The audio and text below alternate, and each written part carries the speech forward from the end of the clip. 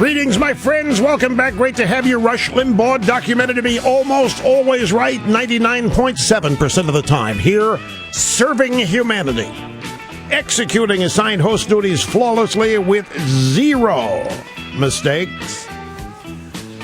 Telephone number 800-282-2882. The email address lrushbaugh@eibnet.com. All right, folks.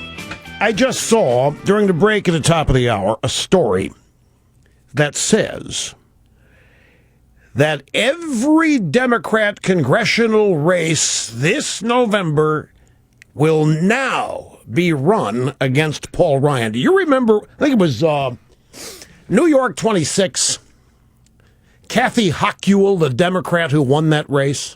I think it was New York 26. The number doesn't matter. It's a New York House race, and it was a Republican district since the dinosaur days. And the Democrat won the race. County clerk Kathy Hochul, all she did was tell people that Paul Ryan's budget cut Medicare. That's all. That was her entire message. The Republicans up there took for granted that they were going to win the district, win the race, and they didn't know how to react to it, typically because they weren't focused on the problem and the ideas of it all, and they just assumed that this woman had no prayers, the county clerk. She ended up winning, and so the Democrats now think, and this is why the conventional wisdom crowd is afraid of Ryan. The Democrats now think that all they have to do is tie Paul Ryan to ending Medicare, just like Kathy Hochul did, and they win every congressional race. That's what they're planning on doing. This is from James Pethokoukis, our old buddy at the American Enterprise Institute. 3 things every voter needs to know about Paul Ryan's Medicare reform plan in 100 words. Number 1, no one over the age of 55 would be affected in any way. Did you know that? You knew that. I'm asking you, Snerdley, because you think this is a guaranteed win for the Democrats. You are sitting there scared to death that all they got to do is bring up Ryan's Medicare budget, and that's it for us. Well, no reason to be on the defensive over this. That's my point. Just stick with me. I got these sound bites from Meet the Press coming up. Number 1, this is my whole point about why we need ideology in the campaign, on the ticket, rather than nebulous smears and how to fight them and so forth. It's always frustrated me. We've got facts on our side. Ryan's budget doesn't destroy Medicare. There's no excuse for the Republican Party ever to allow that to be believed in a congressional race, in a presidential race, or anywhere else. No excuse whatsoever, because it doesn't. Ryan does not destroy Medicare. Obama is destroying everything. But specifically to Ryan's budget and its effect on Medicare, his reform, which is designed to save the damn program. I don't know if you know this, but Medicare is the number 1 spending item in the federal budget. Not Social Security, not the defense budget. Medicare is what's going to run us into insolvency. It has to be reformed and fixed. And not the way Washington always does it, by kicking the can down the road and supposedly coming up with new taxes or tax schemes to fund it for a few more years. And that's what Ryan does. Anyway, number 1, no one over the age of 55 would be affected in any way. Number 2, traditional Medicare fee-for-service would remain available for everybody. Premium support, that is government funding of private insurance plans chosen by individuals, is an option for people who choose it. No seasoned citizen would be forced out of the traditional Medicare program against his will. Did you know that? You didn't know that. Well, the reason you don't know it is because the Republicans aren't good enough at getting the truth out. Now, I know what we're up against, media and all that. To me, it's no excuse. Because it is what it is. If we can't overcome that, all this is academic anyway. I don't like the idea of built-in excuses for things not working. It's not who we are. So, no one over the age of 55 would be affected in any way. So if you're over 55, you can forget it. You don't have to even be worried. If Medicare is the most important thing in your life and you're over 55, Paul Ryan lets you keep it as it is forever. That's it. Nothing happens to you. Zip. Zero. Nada. If Obama and Obamacare are fully implemented, you are up the creek. Because hello death panels, hello cutbacks, hello all kinds of changes. Hello bankruptcy. Number 2 again, traditional Medicare fee-for-service would remain available for all. Premium support, that is government funding of private insurance plans chosen by individuals, is an option for those who want it.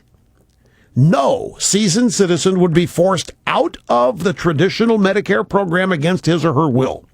Number 3, overall funding for Medicare under the Ryan plan is scheduled to grow at the same rate as under Obama's proposals.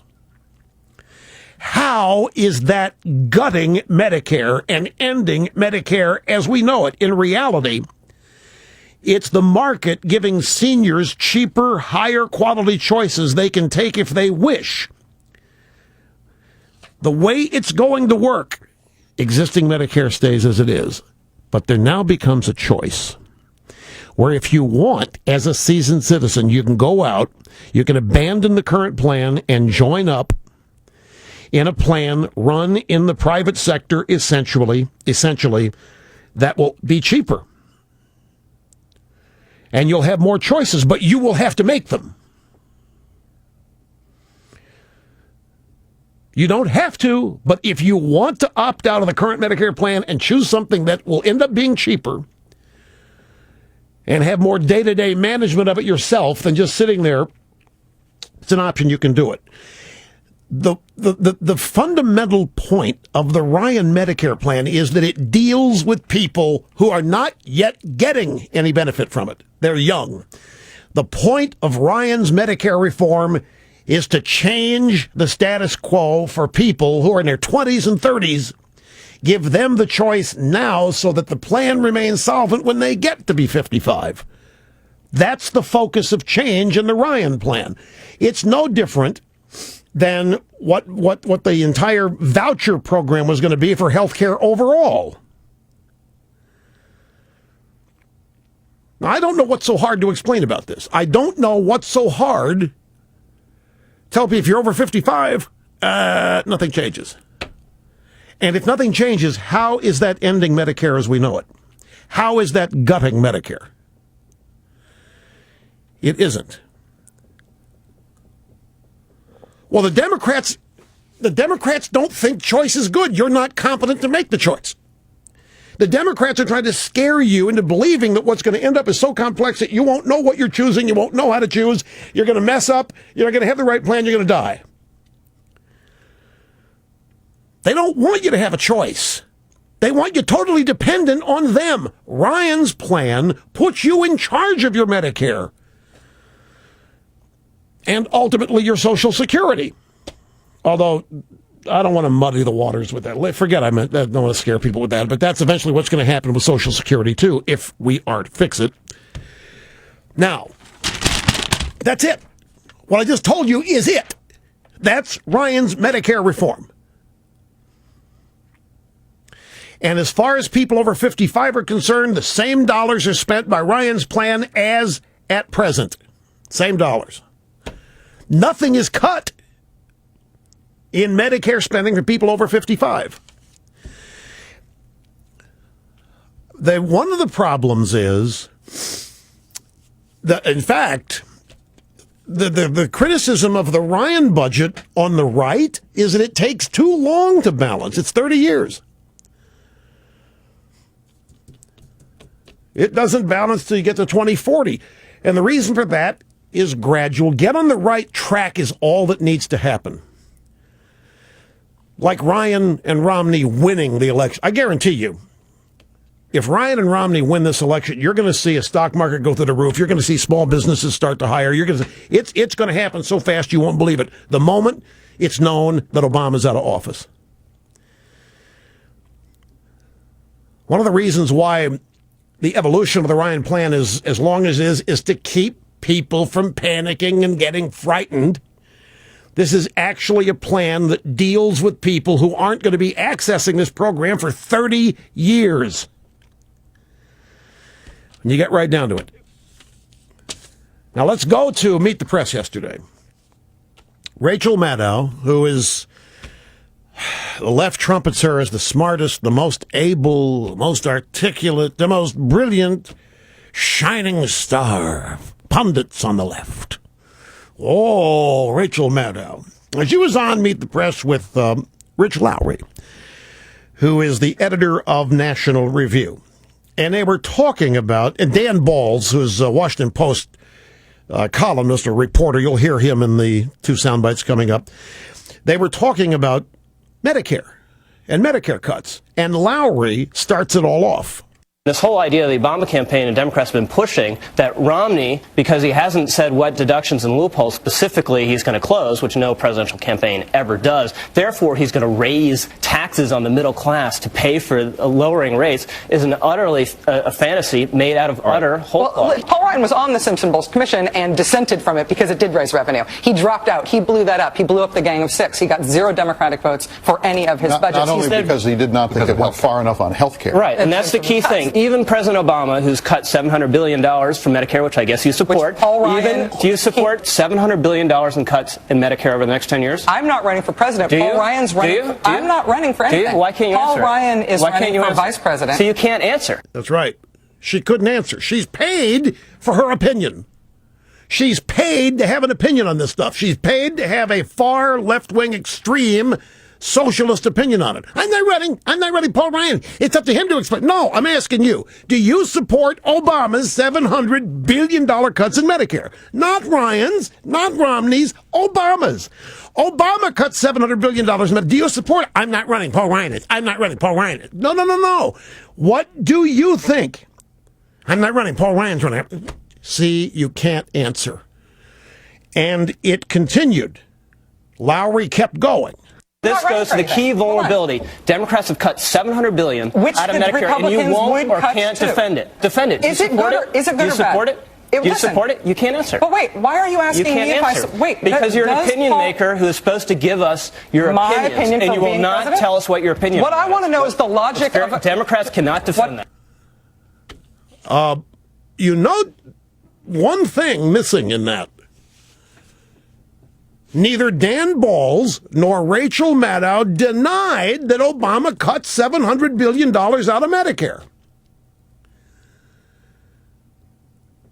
Now, I know what the conventional wisdom is about the Ryan budget, that it cuts Medicare, that it ends Medicare as we know it. I'm sorry, it's Obamacare that does that, and not just ends Medicare as we know it, it ends America as we know it. Ryan saves it. Now, you want to have an argument whether it should be saved or not, that's for another day, but just within the context of this, two, got to throw balls in there, two prime defenders of Obama, prime defenders of the regime, did not even try to refute that Obamacare cuts $700 billion out of Medicare. Not Ryan, Obama. We'll take a break. Let you hear some Paul Ryan sound bites and mix in your phone calls all next when we get back.